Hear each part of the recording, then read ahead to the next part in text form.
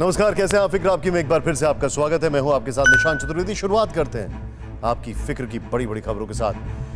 देश में कोरोना से बिगड़ते हालात को लेकर अदालतें भी तल्ख होने लगी हैं। आज पटना हाईकोर्ट ने बिहार सरकार को फटकार लगाई, जिसके बाद राज्य सरकार ने लॉकडाउन लगाने का फैसला किया है। फिलहाल 3 दिन से कोरोना का ग्राफ गिर रहा है और आज हम विश्लेषण करेंगे कि क्या लॉकडाउन की कड़ाई ही कोरोना की दवाई साबित हो रही है।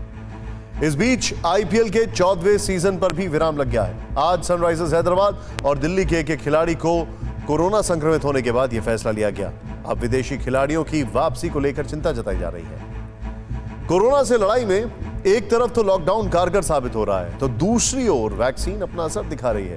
आज हम वैक्सीनेशन और वैक्सीन के प्रभावों पर विस्तार से चर्चा करेंगे और फिर देश भर के अस्पतालों से परेशान और तड़पते लोगों की आवाज भी आप तक पहुंचाएंगे। सबसे बड़ी फिक्र यह है कि कोरोना अब गांव तक गंभीर असर दिखा रहा है और स्वास्थ्य सुविधा के अभाव में लोग अपनों को खोने के लिए मजबूर हैं। ऐसे हालात में मदद के लिए सामने आ रहे लोगों को भी आपको दिखाएंगे। देश में कोरोना के महाविस्फोट के बाद सबसे बड़ी फिक्र लॉकडाउन बनती जा रही है।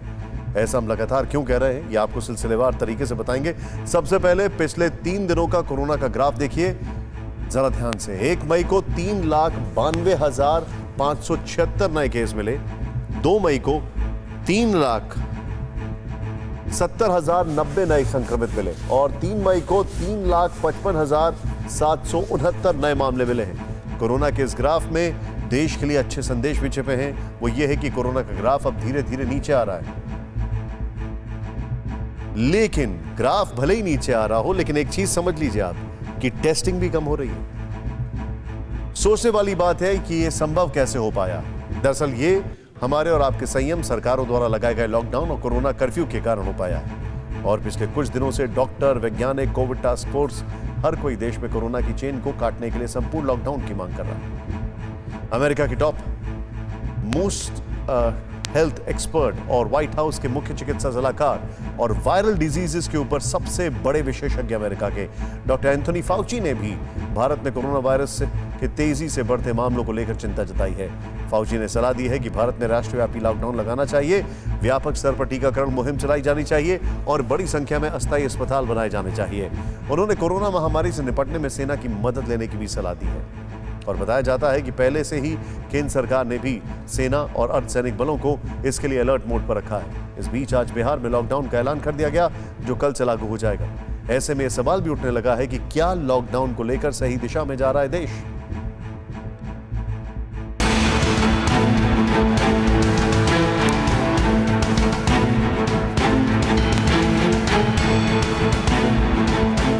कोरोना की दूसरी लहर से लड़ाई का आखिरी अस्त्र है लॉकडाउन और देश के कई प्रदेशों में इसी हथियार के जरिए कोरोना के बेकाबू रफ्तार पर ब्रेक लगाने की कोशिश की जा रही है। सिर्फ बहुत ज़रूरी पड़ने पर लोग घरों से बाहर निकल रहे हैं और बाज़ारों में भी केवल ज़रूरी दुकानें ही खुली हैं। देश विदेश के एक्सपर्ट्स भी कह रहे हैं कि अब भारत में कोरोना की चेन तोड़ने के लिए लॉकडाउन ज़रूरी है। कोविड टास्क फोर्स तब जगा है हिंदुस्तान का जब एंथोनी फॉसी, डॉक्टर जो इन्फेक्शस डिजीज का हेड है अमेरिका का, उसने एक ट्वीट करके बताया कि भाई लॉकडाउन कर लो और सारी तैयारी ठीक कर लो। तो ये अगर करें तो इसको पॉलिटिकल फिर मत बनाइएगा। इस बार सारी तैयारी पूरी कीजिएगा, पॉलिटिकल लॉकडाउन मत कीजिए, एब्सोल्यूट लॉकडाउन कीजिए और सारे तैयारी के साथ टेस्टिंग बढ़ाइए और जो जो containment, high containment zone, red alert zone में हो उसको कंटेन करें, माइक्रो कंटेनमेंट जोन में फिर कंट्री को खोल दीजिए। बहुत स्ट्रेटेजिक पॉलिसी के तहत अगर हम करें तो ये सक्सेसफुल हो सकता है, अन्यथा पिछले साल की तरह हो जाएगा। अब केंद्र सरकार ने भी राज्यों से कहा है कि जिन इलाकों में संक्रमण ज्यादा है वहां 14 दिन का सख्त लॉकडाउन लगाया जाए ताकि संक्रमण की कड़ी तोड़ने में मदद मिल सके। बिहार में भी लगातार 10% से अधिक पॉजिटिव केस मिल रहे थे, जिसे देखते हुए नीतीश सरकार ने प्रदेश में 15 मई तक लॉकडाउन लगाने का फैसला किया। कल शाम मुख्यमंत्री के साथ क्राइसिस मैनेजमेंट ग्रुप के साथ हाई लेवल मीटिंग हुई थी, जिसके बाद आज ये अहम फैसला लिया गया। नीतीश कुमार ने ट्वीट करके इस फैसले की जानकारी दी कि बिहार में लॉकडाउन 5 से 15 मई तक लगाया गया है, जो कल से प्रभावी ढंग से लागू होगा। आप इन व्यवस्थाओं का पालन करेंगे, वह कोरोना से बचाव में सहायक होगा। हम सब लोग अपने अपने को कोरोना से बचाने में यदि सफल होते हैं तो हम समाज को कोरोना से बचा पाएंगे। आप सब लोगों से मैं सादर आग्रह करता हूं कि कोरोना के लॉकडाउन के नियमों का आप सब लोग पालन करें। धन्यवाद।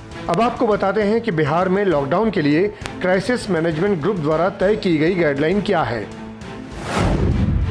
सभी आवश्यक सेवा लॉकडाउन से मुक्त रखी गई हैं, जैसे दवा दुकान, अस्पताल, एम्बुलेंस, सरकारी वाहन। वैक्सीनेशन के लिए जाने वालों पर रोक नहीं होगी। सब्जी वगैरह सुबह 7 बजे से सुबह 11 बजे तक ही घूम घूम कर बेचेंगे। पब्लिक ट्रांसपोर्ट 50% क्षमता के साथ ही चलेगी, लेकिन इसमें वही लोग सफर कर सकेंगे जो विमान या रेल द्वारा यात्रा करने वाले हों। सभी सरकारी और निजी कार्यालय बंद रहेंगे। अनावश्यक घूमने वालों पर कड़ी कार्रवाई होगी। विवाह में 50 से अधिक लोग नहीं होंगे। डीजे पर प्रतिबंध होगा। श्राद्ध में 20 से अधिक लोग नहीं होंगे। स्कूल, कॉलेज और शैक्षणिक संस्थान बंद रहेंगे। Mall, restaurant, pub, cinema hall, swimming pool, gym, park बंद रहेंगे। सभी धार्मिक स्थल भी बंद रहेंगे। ई पास लेकर लोग बाहर जा सकेंगे। निर्माण कार्य जारी रहेगा। बिहार के अलावा इस समय राजस्थान, महाराष्ट्र, पंजाब, हरियाणा, दिल्ली, यूपी और ओडिशा में कंप्लीट या आंशिक लॉकडाउन लगा है। मध्य प्रदेश और छत्तीसगढ़ में भी सख्त पाबंदी है। राजस्थान में कोरोना की दूसरी लहर को काबू करने के लिए 3 मई से 17 मई तक लॉकडाउन लगाया गया है। प्रदेश भर में पुलिस सख्ती दिखा रही है। लॉकडाउन के नियमों का पालन नहीं करने वालों पर कार्रवाई की जा रही है। राजस्थान में रेड अलर्ट जन अनुशासन पखवाड़ा का आज दूसरा दिन है। आपको तस्वीरें दिखाना चाहेंगे। इस वक्त मैं जयपुर शहर में मौजूद हूँ और जयपुर शहर के सोडाला पर आप देख सकते हैं गहन पूछताछ हो रही है। जो भी व्यक्ति आ रहे हैं उनसे पूछताछ की जा रही है, किसी आवश्यक काम से तो नहीं जा रहे, और जो आवश्यक काम से नहीं जा रहे उनका चालान काटा जा रहा है। ये तस्वीरें हम जयपुर के सोडाला से दिखा रहे हैं। आप देख सकते हैं QRT की टीम मौजूद है, पुलिस की टीम मौजूद है। जो भी वाहनों का आवागमन हो रहा है उनसे पूछताछ की जा रही है। और जो फालतू घूमता हुआ दिखाई देगा आप राजस्थान की राजधानी या जयपुर में या उसके अन्य शहरों में, तो उसको क्वारंटाइन किया जाएगा। यानी फालतू घूमता हुआ कोई दिखाई देगा। ये देखिए, आवश्यक काम से जो डॉक्टर जा रहे हैं, वकील जा रहे हैं, उनको चेक किया जा रहा है, पूछताछ की जा रही है, गहन पूछताछ की जा रही है। QRT की टीम मौजूद है। जो इन निर्देशों का पालन नहीं करेंगे, जो अनावश्यक सार्वजनिक स्थानों पर या सड़कों पर पाए जाएंगे, उनके खिलाफ पुलिस और प्रशासन द्वारा सख्त कानूनी कार्रवाई की जाएगी। ऐसी कार्रवाई हम कड़ाई से करेंगे और जो व्यक्ति अनावश्यक घूमते हुए पाए जाएंगे उन्हें क्वारंटाइन कर दिया जाएगा तथा जुर्माना और अन्य दंडिक कार्रवाइयां भी विधि के अनुरूप की जाएंगी। कोरोना संक्रमण के कहर को देखते हुए यूपी में जारी वीकेंड लॉकडाउन अगले 2 दिन के लिए बढ़ा दिया गया है। यूपी में अब 6 मई सुबह 7 बजे तक आंशिक कर्फ्यू जारी रहेगा और इसका पालन करवाने के लिए पूरे प्रदेश में सख्ती भी बरती जा रही है, जिसके कारण भीड़ भाड़ वाले इलाके में सन्नाटा पसरा है। केरल के कई शहरों में भी लॉकडाउन जैसी पाबंदियां हैं। यहाँ भी पुलिस सड़कों पर चलने वाली गाड़ियों की चेकिंग कर रही है और बाजार में भी सिर्फ जरूरी दुकानें ही खुली हैं।